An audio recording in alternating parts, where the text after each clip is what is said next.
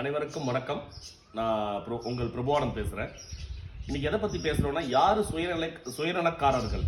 அதாவது இது எதனால் இந்த சப்ஜெக்டை பேசுகிறோன்னா, அதுக்கு முன்னாடி ஒரு கருத்தை உங்களுக்கு நான் தெரிவிக்கிறேன். அதாவது இந்தியன் லா என்ன சொல்லுதுன்னா, அதாவது 1000 குற்றவாளிகள் தப்பிச்சிடலாம், ஓகேங்களா, ஒரு நிரபராதி தண்டிக்க கூடாதுன்றாங்க. அதான் உண்மை இல்லையா? அப்போ நிறைய ஃப்ரெண்ட்ஸ் பத்தியில் என்ன பண்றாங்க, தப்பா ஒரு ஆள் மேல அவர் சுயநலக்காரன்னு சொல்லிட்டு ஒரு பழிய போட்டுறாங்க. அது தவறு. பழிய போட்டுறாங்கன்னு அவங்களுக்கே தெரியல யாரு சுயநலக்காரர்கள், யார் சுயநலமற்ற இருக்கிறார்கள் என்றது அவங்களுக்கு தெரியல. எக்ஸாம்பிள் பாத்தீங்கன்னா, ஒரு ஃப்ரெண்ட்ஸுக்குள்ளே நடந்தது.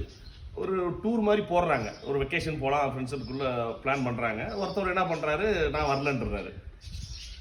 அவரு என்ன பணம் எவ்வளோன்னு சொல்லி கேட்குறாங்க. ஆளுக்கு இவ்வளோ ஆகும், 4000 5000 இப்படி சொல்லும் போது அவர் வரலன்றாரு. இது ஒரு ரீசனாக சுயநலக்காரன்றாங்க. அப்புறம் சில பேர் பார்த்தீங்கன்னா, நண்பர்கள் ஒரு 10 நண்பர்கள் இருப்பாங்க. பார்த்தீங்கன்னா, அதான் மேரேஜ் பிஃபோர் பேச்சுலராக இருக்கும்போது சொல்கிறாங்க, ஒரு 10 நண்பர்கள் இருப்பாங்க. அப்புறம் ஒரு சில பேருக்கு மேரேஜ் ஆகிடும். மேரேஜ் ஆகணும், அந்த ஃப்ரெண்ட்ஸ் பக்கமே வரமாட்டார். அவர் ஆஃபீஸ் உண்டு, வெயில் உண்டு, வேலை உண்டு இருப்பார். அப்படி இருக்கிறவங்களை பார்த்தா சுயநலக்காரன் பழி போட்டுடுறாங்க. ஆக்சுவலாக சுயநலக்காரர்கள் யாருன்னா, ஒரு ஒரு ஒரு குடும்பமே பட்டினியில் இருக்குன்னு வச்சுக்கோங்க, பட்டினியில் இருக்கிறாங்க, வறுமையில் இருக்கிறாங்கன்னு வச்சுக்கோங்க. அந்த குடும்ப தலைவனுக்கும் அந்த குடும்ப தலைவிக்கும் ஒரு 100 ரூபா பணம் கிடைக்குது. ஏதோ ஒரு உழைச்சோ ஏதோ ஒரு மூலமா 100 ரூபா 500 ரூபா கிடைக்குது. அந்த 100 ரூபாயோ அந்த அந்த அந்த பணத்தை கொண்டு வீட்டில் அரிசி வாங்கியோ பருப்பு வாங்கியோ எல்லாரும் சாப்பிடணும்னு நினைக்கணும் இல்லைங்களா? அதை பண்ணாம அவருக்கு மட்டும் அந்த பணம் கிடைச்ச உடனே போயிட்டு ஒரு பிரியாணி சாப்பிட்டாருன்னு வச்சுக்கோங்களேன், அவன் தான் சுயநலக்காரன்.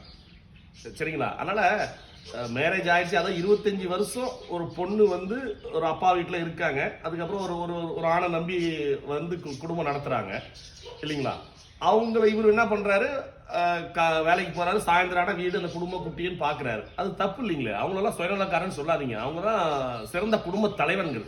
நீங்க ஒரு சில பேர் இருக்கலாம், பேலன்ஸ்டா நடக்கலாம், ஃப்ரெண்ட்ஸையும் பார்த்துப்பாங்க, ஃபேமிலியும் பார்த்துப்பாங்க, அப்படி இருக்காங்க. எல்லாரையும் அப்படி நம்ம எல்லாராலும் அப்படி இருக்க முடியாது இல்லையா? 5 வருடம் ஒன்னா இருக்கிறது இல்லை.